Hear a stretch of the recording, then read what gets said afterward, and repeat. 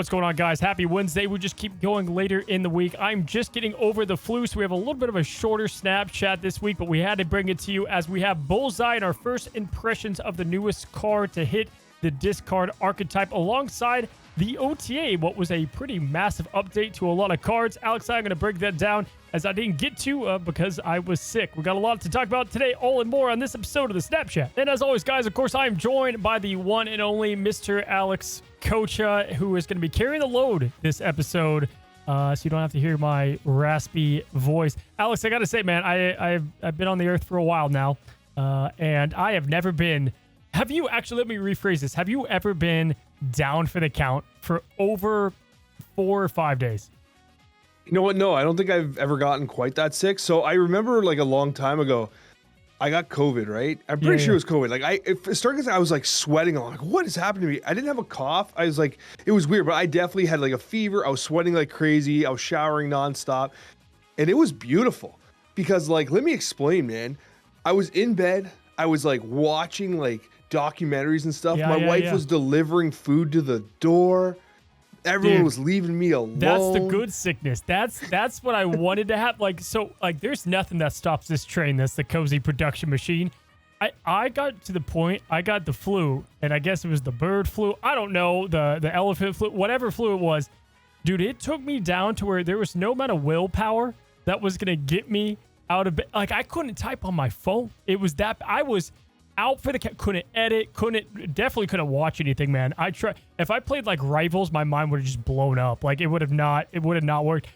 By day 4, so it's been 7 days now. I've been 7 days. It's at this point I've lost a week of my life to this stupid ass sickness, and I finally can watch like Survivor. I've done like 2 seasons of Survivor. That's like the best I've got right now. And you know, guys, we hate that the Snapchat is yet delayed yet again. Definitely not up to us. I mean, this is the longest absence I've ever had in my YouTube career. Been doing this a long time. I've never stepped away this long. Both channels, there was an OTA to talk about. Obviously, we're talking about that here. And then Rivals, I was, to the moon and things were going great, and then just stopped everything, dude. So it's been tough. It's been rough on the mental state. And also just, not doing it. But, I'm coming around. I'm almost done, almost out of it here. And we'll be back ready to go here pretty soon. How are you, man? How was your week while I was gone? What happened in the world? Well, first of all, I was thinking about this. You mentioned the elephant flu, and that makes perfect sense. That's probably like the next evolution of influenza, because like their trunk is basically a giant nostril. And when they sneeze, I'm sure that they like project so much like just germs, bacteria, and viruses. So I bet you the elephant flu might just be a thing someday. You heard it here first on the Snapchat. Also apparently like I can't think of the word, a biology podcast.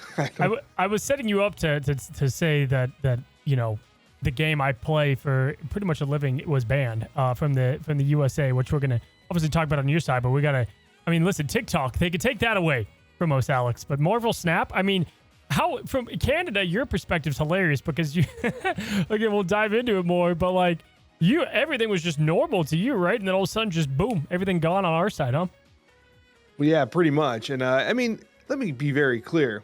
It's not like I was like, yo, Canada, for the win, I get to play Marble Snap. I was like, oh, that sucks, man. Like, this whole situation kind of sucks, but I'm glad we're kind of past that for sure. They set you up to say it's a good day to be a Canadian. I thought for sure that's where you were going to go. Instead of Marvel Snap player, Canadian player was where I thought Alex was gonna take this. I am not a TikToker, so I did not get affected by the TikToking ban, but it's back. There's like a SpongeBob meme of someone closing the jail door and then like, all right, you're good.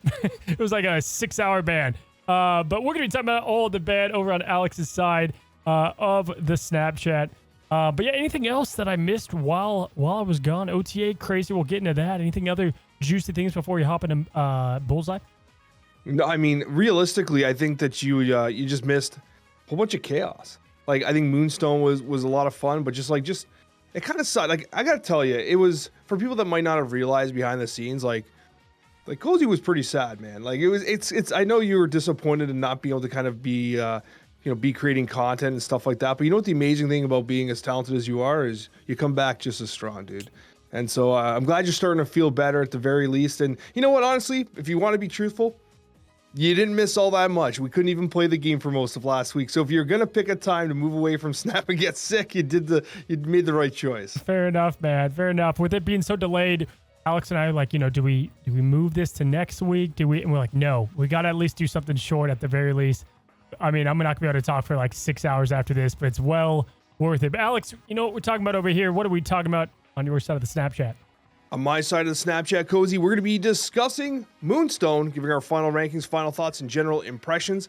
And also we're going to be talking about the fact that Marvel Snap did get banned in America, giving our kind of feedback, our discussion on that, and maybe, is there compensation coming? What's happening with that? And we'll be discussing that on my side.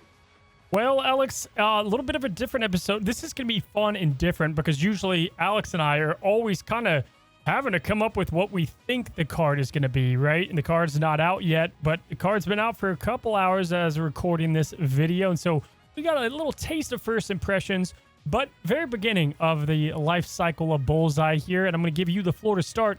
What are you thinking after dipping your toe into this new activate card? What does he mean for discard? And what are your first impression star ratings? Yeah, so we came in last week, both at approximately 3, right? Had some reservations with him. And so I've had the privilege to be able to play with him for a couple hours based on the recording time here. Like I literally just finished streaming. We started recording here. So this is kind of unique in the sense that, we've played the card. What I got to tell you is that the first little bit of the stream, I was actually really unimpressed. I was already running the titles in my head like, Bullseye. I was like, how do we do this? You know what I mean? I was like, man, he's not performing. The decks weren't performing. Win rates were low. And then something happened. Something miraculous happened. And I'll tell you what was happening. I was trying to cook a deck, and I was like, okay, we need to make something new. We're talking. I was like, what about Zola? I know people are talking about Zola. And then out of the corner of my eye, and I gotta give Twitch chat credit. Out of the corner of my eye, I just saw somebody. I don't even know who. It just scrolled, and someone said, "What about Frigga?" And I was just like, wait a minute, Frigga. I'm like, Frigga hits Morbius, it hits Collector, it hits Bullseye, it hits Dawkin. Whoa, hold up. So then what happened is we started cooking. I'm like, we gotta cook Frigga. We made a deck, Cozy, with Frigga that I'm telling you, I ran an 80% win rate with. Only I think we played 15, 16 games or so, right? We ran such an incredible win rate, and it was absolutely incredible.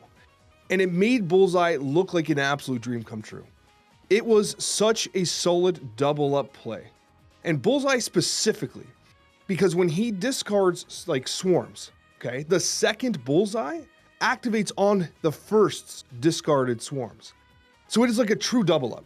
Because usually it's like, oh, you just play 2 cards. But no, with Bullseye, you extend the amount of damage he can do, the amount of affliction he can do because of the discard replicating those swarms. Dude, I was like, I couldn't believe it. And suddenly it became clear to me that like this card has serious potential. And we've said it so many times before. Sometimes all you need for a card to be really relevant in the meta is that one deck. That one deck where it literally carries it. And I'm not saying that Bullseye is 5 stars or anything like that, but I came away from my initial impressions. I was like, wow, that was actually kind of insane. Well, yeah, I am surprised to hear that. I think for sure I felt like whatever his cook was going to be a little bit different. We kept calling him like the Gambit, right? Whereas the only difference is his can be used way more than once, right? So if you friggin' Gambit, you don't get the exact same result. And so I thought there would be something cooked up to where you could get the most of his effectiveness. And what's cool is that's day one. People will perfect that even more so. And so, yeah, maybe Bullseye ends up having a pretty solid build because, listen, if a card can excel decently to your standards of playing, that first bit of day one where there's kind of counters built in, people know what's happening, bunch of mirror matches, just kind of weirdness all around, and it's still doing okay.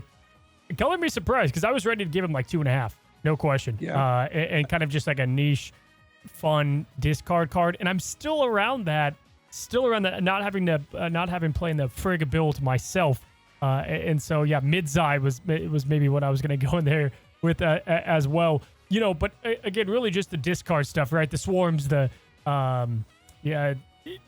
not a lot of complication to the card, right? Like even before we got to get some first impressions on him, the synergies aren't all that deep. No, they're not. And for the audio viewers and stuff, I should probably read the list I was referring to because I think there's a lot of inherent synergies there with the discard. So it's Meek, Scorn, Blade, Morbius, the Collector, Swarm. And then you have Calling Wing, Bullseye, Gambit. We got 2 card slingers in there. Dakin, Frigga, and MODOK. So no Dracula, no APOC. It's like MODOK's the highest card, and then it's Frigga. Like, it's kind of crazy.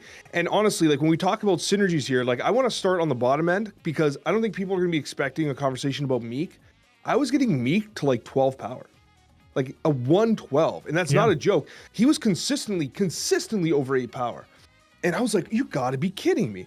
And we kind of forget that Meek got nerfed, right? He came out Series 4, not a lot of like, drums to him. People not that excited about Meek. And then all of a sudden I think he got buffed. I think they buffed him up a bit. And then he started clapping cheeks, man. And he was so good in this deck, and so was Scorn. So like from the 1-drops perspective, both Meek and Scorn were just chef's kiss.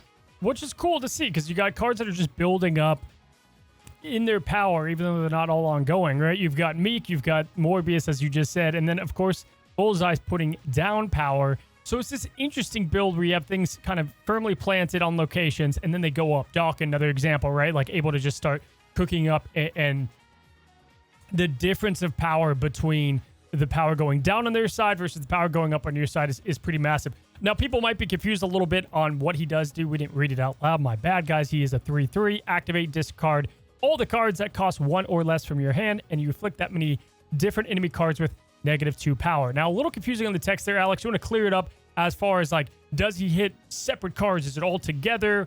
Clear it up for peeps. Yeah, so based on my understanding of the way it's working, it hits a unique card and only a unique card once. So if they have like 4 cards on the board and you have a handful of swarms, from my understanding, he's not replicating, he's not like doing -4 on one particular enemy. Each enemy will get -2. However, the reason why Frigga in the double up is so impressive is because then you can double up on the enemy because it's a second activation of the effect.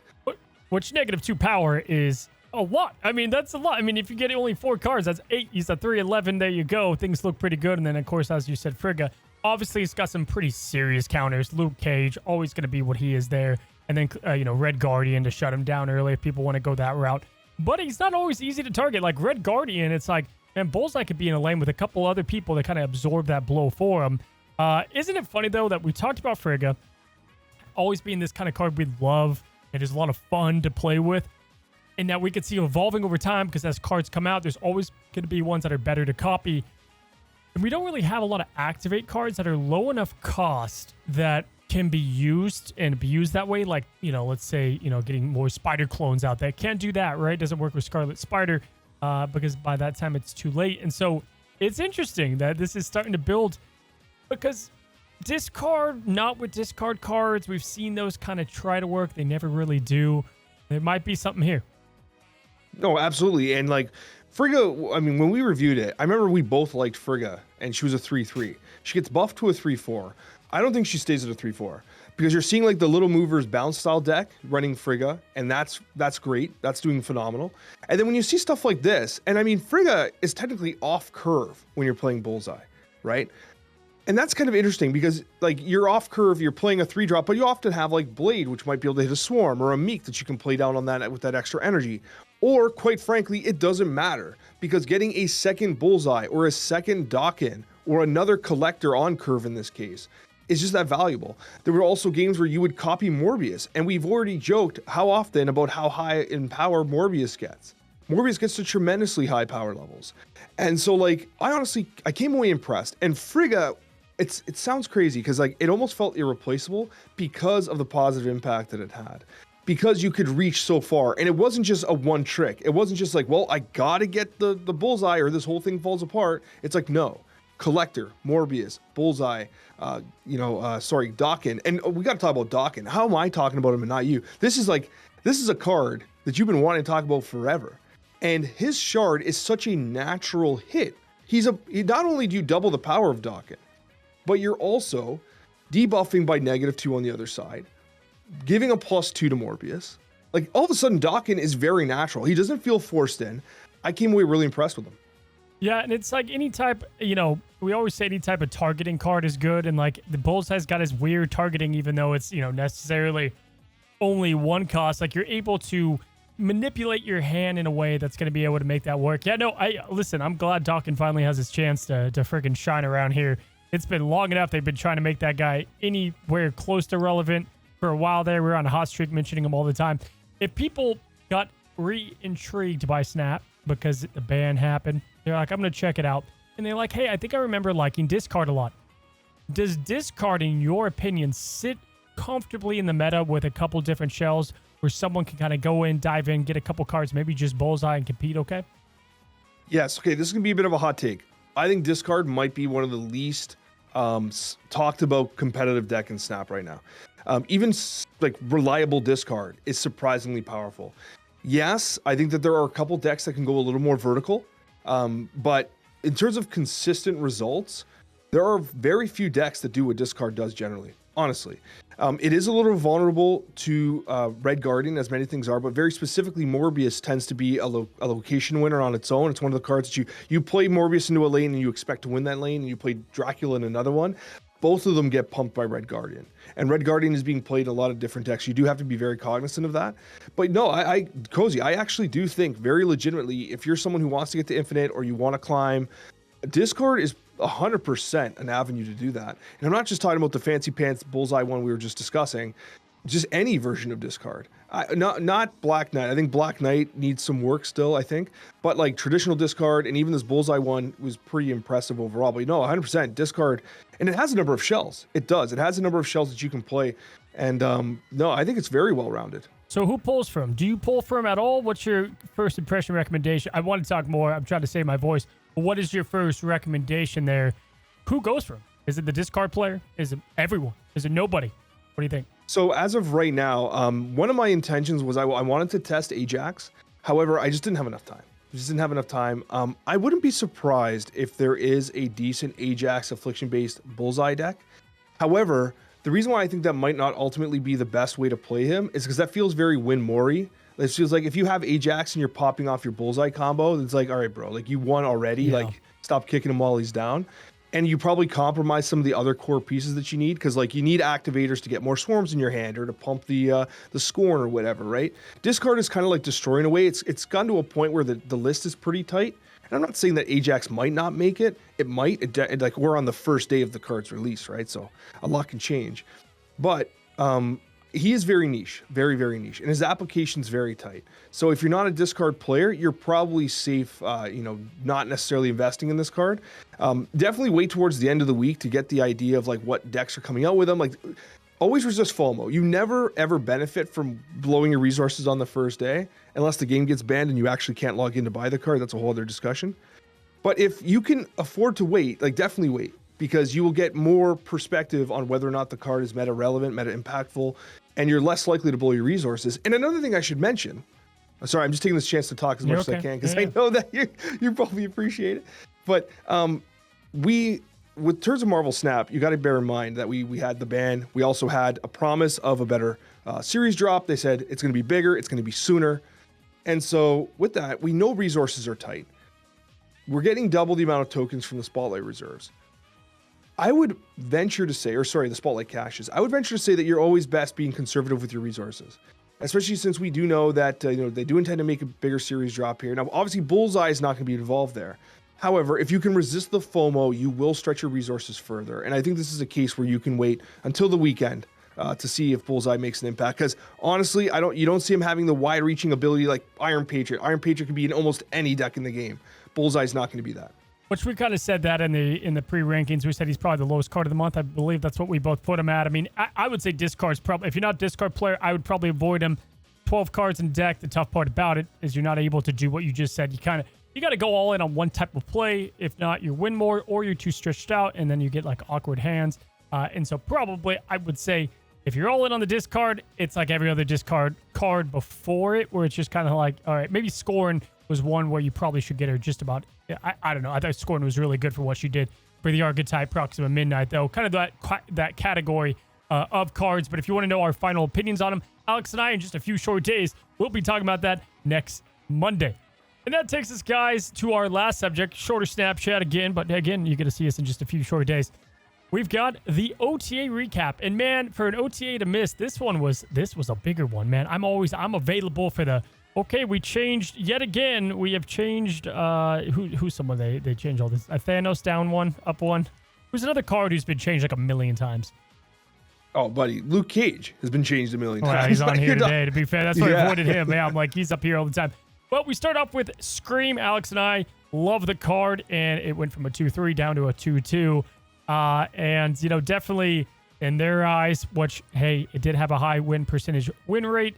That's why they nerfed it. This was one of those. Scream is such a small and narrow application card that I think she should have been largely left alone. I don't agree with this. It's fun to give my first opinion on these because I didn't get to do it on the main video. But immediately, I don't even know your opinions, but immediately I was like, why are we touching Scream here? Didn't fully make sense to me. I do agree that perhaps Scream was an overperforming card individually, on an individual basis.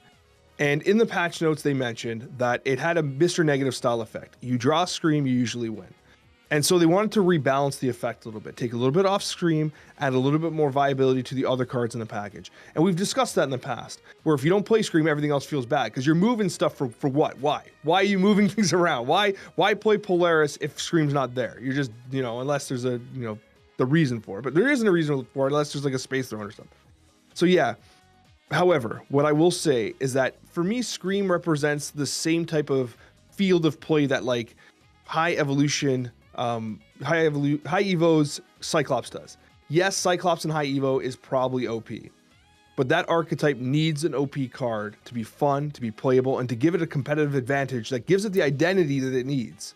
And yeah, Scream was that for that I don't archetype. Like the Mr. Negative conversation because I feel like more of like Dracula for discard maybe. Like if you get Dracula and you're doing your thing with like obviously like you have such a better chance to win if Drac does his lane, you have APOC and whatever, right? I do get it that the Scream decks go down a lot without her being played in. Heck, it didn't even get played before that. But one of those things they did to rectify that was Spider-Man taking him from a 3-5 down to a 2-4. This was one where I was like, whoa, which I'm on the train for making him just better overall. Spider-Man iconic, 2-4. This is a good card now. Like, it was always a good card. I think this has got to be a better card outside of just that package too, which is really neat. And, time's going to tell if that continues to work. Was it good enough to, obviously this was a big enough thing to change the difference between Scream going from 2-3 to 2-2. This getting a whole cost and only 1 power is a massive change. So I'm all for this. I like this one a lot, bud. Oh, it's a massive change to Spider-Man. And it's a massive buff, too. Massive. And yes, does it offset the change to Scream? Probably, it does.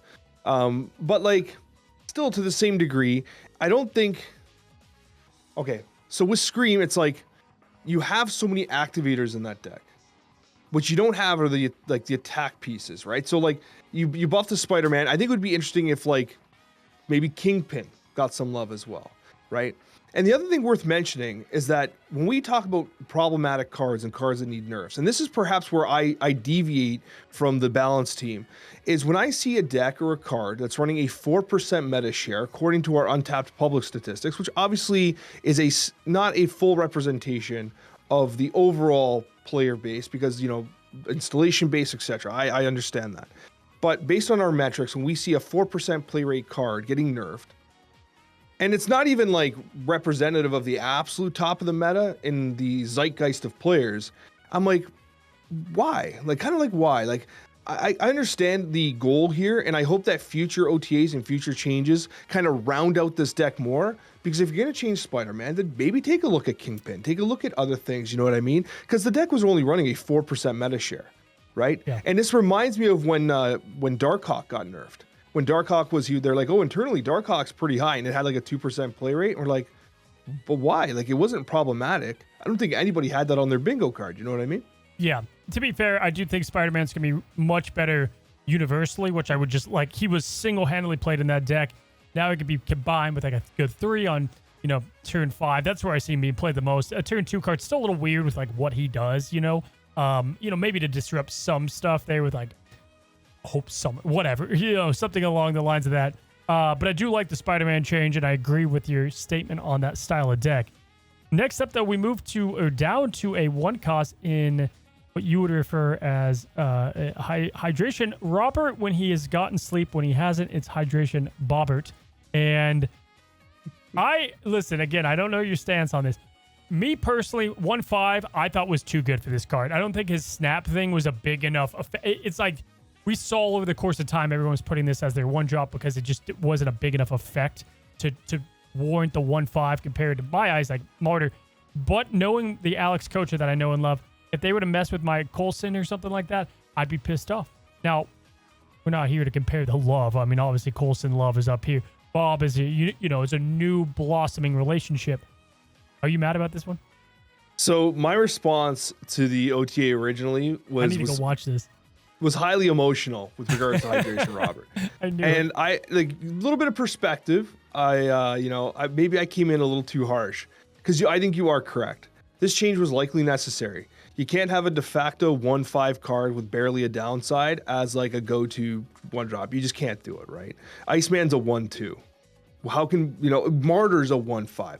How can Bobbert be a 1.5? Yeah. It's just not, it's not reasonable, right? And also remember, this is also a card that doesn't have many dials. And so moving into a 1.4 is probably appropriate, especially since I remember reviewing it and thinking like as 1.4, it was fine. And when it got buffed at the last second, like I was like, okay, this card's insane now. And it took a while for it to actually start really finding its meta spots. But once it did, it never let go. And so they probably had to do something, especially when you look at the comparisons like Martyr. Like it really makes no sense to play Martyr when you have Hydration Bob, right? So that's something worth mentioning. One thing that I thought about though, is I thought that it could be interesting to change the card's text. And someone suggested this, I think it was a great idea, to make him like a 1.3 that every time there's a snap, he gains +1 in moves. Like I thought that would be perhaps an interesting way of, working with his power instead of a flat 1.4, because the snapping part of it I think is fun, and it does have a pretty high skill cap because you can screw yourself with that snap, and they can screw you with the snap too. So there's more to it than just like he's a 1.5 vanilla card that just gets the dub. If that was the case, you'd be playing a 0 with him. So it's a little more nuanced than just that. But yes, obviously I was a little emotional when they hit Hydration Robert, but at the end of the day, I do recognize that this was a necessary change given his prevalence in the meta. Luke Cage is the next card we'll talk about. 3 cost. This guy's been up and down and all around. I mean, they've changed this guy a million times. And to me, it's not that big of a deal. Like, the way I look at it, when I first saw that Luke Cage was up again, I'm like, I swear to God, we just even said it. If they change it to be location only, they've killed the card. It's just his power. It's just his power's not important for his overall role. I guess like if they don't have any power, power reduction, that makes sense to me. But I saw him go from a 3.3 to 3.2. I'm like, he's still doing what he does, right? What's your thought on Cage here going down? My thought is that Luke Cage is in a very tricky spot. The reason for this is because of the reciprocating effect. When you use him offensively, just like you use him defensively. And when you take him from a 3.3 to a 3.2, what you've effectively done is you've made him weaker as a defensive card. For the same reason why playing Rogue feels weird if you don't have an ongoing to target. That 3.2 feels awful, especially when the de facto power line now at 3 costs is a 3.5. So it's very hard to use him as a release valve, right? You can't because he's too weak. He's too much of a liability in your deck as a release valve. And so therefore the decks that use him are the decks that are using him offensively in the Affliction Ajax style decks, which are going to have him anyways, which ironically you need to counter in order to prevent the Affliction from destroying you. And so it's very awkward for the development team and the balance team because if you take power off of Luke Cage, you weaken his ability to be a release valve. If you add power to him, yes, he becomes less feel bad to include as a defensive thing, but he becomes even better to include offensively. So I'm actually not sure how you're supposed to balance this card. Yeah, I get that for sure. I think in my eyes, the way I saw it was like there's so many new power reduction cards coming to the game like all the time. And Bullseye's today's thing. He's a power reduction card. And so to me, it's like he's stopping so much as a defensive card because of that. But to your point, what you're saying, yeah, like the offensive decks use them too. So it is a weird case in point for how and they've tried to tackle this by making Ajax better with more cards that have they try to be like, okay, you want Affliction on your side, try to make it happen, don't use Luke Cage if you're trying to go for the attack style deck. And that just doesn't happen. We've seen that time and time again. So your points make a lot of sense here. Now listen, Kazar went up 4-5. Hooray! He's gotten a lot of buffs over the course of time. And so we'll gently go past that. Onslaught going up to 6-8 as well. Another, hooray. Kind of happy about that one. But we have some bigger changes to talk about. We'll quickly say U.S. Agent. And I was pretty sad to see this one. This was one where I was like, damn, Now, he's pretty strong for a 2 cost. I'll say that. Very strong for a 2 cost. But you know what else is strong is people that play these big 4, 5s, and 6 cost cards. And I liked what he did. And taking off a PowerPoint on his abilities, that's tough. That's a rough one. That to me was a rough change. This is the one I really didn't like from a balance perspective. Emotionally, I didn't like the Hydration Robert change. However, with US Agent, I feel like when he was at this -3 stat line on release, he was very underwhelming. However, the meta has shifted quite a bit. We're getting a lot like different style of decks he can be kind of played in, and that happens over time, right? The meta matures, people learn how to play the cards better. They find their niches, right? And US Agent found his niche. But this is a very strong nerf, especially when you consider that Doom 2099, which honestly people have kind of forgotten about, but still is a very high performing deck. And the reason why US Agent was so effective against that deck was because the opponent could not control where those Doom bots ended up, and US Agent feasted on them. And so he was a very natural inclusion in a lot of those cheaper decks. So I was not a fan of this change. I would have rather had the power of US Agent go down and it been left at a -4 power effect. Because I think that I like the higher ceiling side of a card like this. Now it is a 2-drop and it can still have tremendous power potential. But realistically, I was not a huge fan of this change either. Now we have some more massive changes. One, we thought we'd never see. In fact, we had the last Snapchat based around making iconic heroes great again. It was kind of cool to see that following Thursday bring exactly that. Mr. Fantastic. I mean, how cool is that, the timing of that? Because, guys, we don't know anything over here. And so for that to line up is pretty hysterical. We've called that a couple of times now. It's like when something feels off long enough, it should come. Mr. Fantastic. 3-1 now, going down in power, but up in overall power. His ongoing effect giving +3 to adjacent locations now, effectively making him a 3-7. Alex, this is a big change for Mr. Fantastic. It's a big change. It's a good one. I do like it. The reason why I like this change is because it has multiple conditions. First of all, very susceptible to Red Guardian, very susceptible to Enchantress because of the turn order. But also, the key thing about him is the +3 power is significant, especially when you consider Moonstone that just came out, so you do have some synergy there. But more importantly, you got the buff to Onslaught, right? And when you have ongoing cards, the base power is helpful, but what you're really chasing are those effects. When they nerfed Claw, they didn't go after Claw's base power. They went after his effect because of the reach that Onslaught can have, right? What this made me realize, though, is that what ongoing I think is really missing right now is probably a playable Miss Marvel. And unfortunately for Miss Marvel, Mr. Fantastic into Moonstone is essentially that, right? And so Miss Marvel's kind of place in the game has seemed to have just disappeared. So honestly, it's a good change. You lean into the ongoing potential of the ongoing cards. I think it kind of shapes their identity better. And I can't believe we called it next OTA. I'm going to call White Queen. Let's see White Queen. I'm going to go Adam Warlock. My guess is they're following the Rivals train. They're like, shoot, Mr. Fantastic's all over everywhere now. We need to make him better. Maybe we should do that. And I got to ask, dude, Hella went down in Marvel Rivals, kind of nerfed somewhat. And kind of a buff here. Very interesting one at that. On reveal, not kind of, definitely. For each different cost among them, resurrect a card you discarded to a random location. Have you had time? I have not. Obviously, I've been sick. Have you had time to play with the new Hela? I was working through it. I was like, this is a fascinating change and very flavor. It kind of works. I think so. But in practicality, how does it play? So I only have limited experience with it. Basically, I was doing some testing and I saw a deck on Untapped. I thought this looks pretty cool. It wasn't of my design. I gave it a shot. It was pretty good. And I think the 6/9 power kind of stood out on Hela as a significant buff. I don't think the decks are there yet. I think it needs more testing. I think it needs more refinement. But what I will say is I think I like the general design principle of this redesign, because what we had before in Hela was you could effectively put Invisible Woman, MODOK, Hela, and every chonk in the game and just be fine. Like the thought process behind it was an ideal bot deck for players that want to play like bots.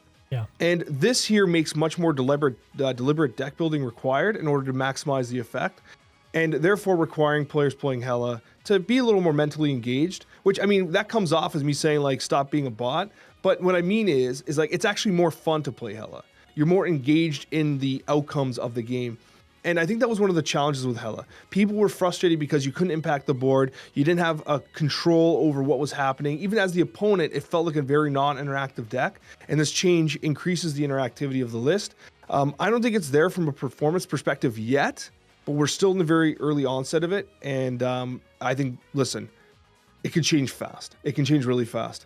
It's only a matter of time. And plus, obviously, more cards come out. She gets better technically. I mean, kind of that's how it was happening with like Red Hulk and stuff. But now it's even more interesting because you have like way more variants there that can kind of help out and work with Hela decks. So, you know, we are going to have to see how that works over the course of time. Guys, it is a short... Oh, Sentry got buffed up too, by the way. We'll see if Annihilus decks come back. He's what, +9, -9? Is that what he is now? Yeah, that was the change there. Well, whoopie-doo. No, I mean, you know, maybe Annihilus finds it. Think Annihilus ever finds his way back to be dominant? You know what? I'm not sure. I had some thoughts about Annihilus. And I think that in order for Annihilus to feel playable again, I think they might need to do something about Selene. Or they need to... we need one more card. There's a card missing. Yeah. I feel like we're short a card because awkward. Instead of playing Annihilus, you're almost better off playing the Viper package. Like Viper's almost a better Annihilus right now. Yeah, that's what I was going to say. Viper's kind of, ever since that buff, she's just been too good. Guys, a little bit of a shorter episode, but my voice is barely hanging on. Hopefully by next Monday, it'll be there. But if you guys want to go check out Alex's side, we're going to talk about Moonstone. Fascinating ongoing card. How does she wrap up in the week for the week? And then also the conversation that literally had Snap at the focal point of conversation in video games. It got banned in America. We're going to talk about that on Alex's side. Have a good one. Have a great one. Till the next one, guys. Happy snapping.